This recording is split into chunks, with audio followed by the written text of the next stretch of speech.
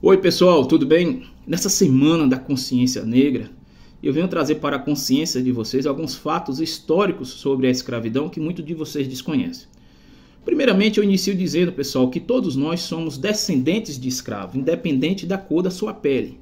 Porque o homem, antes de domar os animais, o homem domava um ou outro para lhe servir como escravo, tá ok? Outro ponto, pessoal. A África era um continente escravocrata antes da chegada dos europeus. Negro escravizava negros, certo? Os africanos viviam em tribos que eram verdadeiras cidades-estados, que tinham reis, rainhas e príncipes. E eles tinham uma prática, né, de enterrar junto com quando morria um rei, enterrar junto com esse rei os seus bens. E entre esses bens, eles enterravam os escravos. É preciso lembrar que os escravos eram considerados mercadoria, um bem. E eles enterravam esses escravos junto com esse rei que morria, porque eles acreditavam, e muitos desses escravos eram enterrados vivos, porque eles acreditavam que o escravo que lhes serviu em vida, ele servia também após a morte. Você está entendendo? Então, pessoal, a África era escravocrata antes da chegada dos europeus. E como os europeus chegaram na costa africana para comercializar, foram lhe oferecidos como mercadoria de troca por um príncipe ou um rei africano, né, um escravo negro, né, como mercadoria de troca.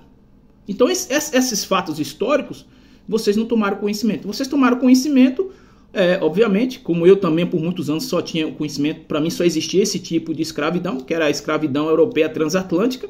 Mas, por exemplo, vocês não tomaram conhecimento da escravidão muçulmana dentro da África, né? Os muçulmanos estiveram na África por 1000 anos, islamizando e escravizando os africanos, de modo que os muçulmanos são responsáveis pelo maior holocausto da história da humanidade. Por quê? Eles pegavam esses escravos na África e faziam toda a travessia do deserto do Saara. Nessa travessia já morria mais da metade dos escravos. E a outra porcentagem morria quando chegavam no seu destino, porque os homens eram castrados e as mulheres viravam escravas sexuais. E imagine isso aí durante 1000 anos, né? É inimaginável a quantidade de africanos, de negros que morreram por essa escravidão muçulmana na África, né? Então, pessoal, eu trazer esses fatos históricos, né? Aí você me pergunta como você adquiriu esse conhecimento, onde você viu isso? Eu vou indicar para vocês aqui, pessoal, a leitura dessa magnífica obra aqui de Alberto da Costa e Silva, A Manilha do Líbano. Ele relata, inclusive, a escravidão islâmica no continente africano por 1000 anos. E sobre, por exemplo, algumas práticas comuns na África antes da chegada dos europeus, está aqui com também outra obra de Alberto da Costa e Silva, A Enxada do Líbano, né? Lembrando para vocês que Alberto da Costa e Silva é uma das maiores autoridades no Brasil e no mundo sobre o assunto África e escravidão, né? Então vale a pena vocês adquirirem essas obras. Outra coisa que eu gostaria de passar uma mensagem para vocês aqui, pessoal. Olha, quantos livros você já leu esse mês? Ou esse ano, né? Você quer a transformação do seu país? Não espere transformações através do governo ou das instituições.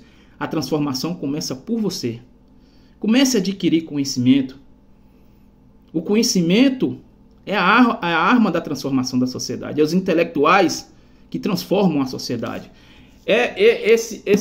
O livro é o maior mecanismo de mudança da mentalidade individual e também coletiva.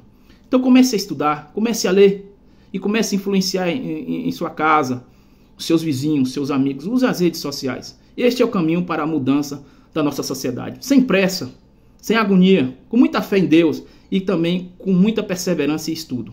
Tá bom, pessoal? Essa é a minha mensagem. Um abraço para vocês aí. Tudo de bom.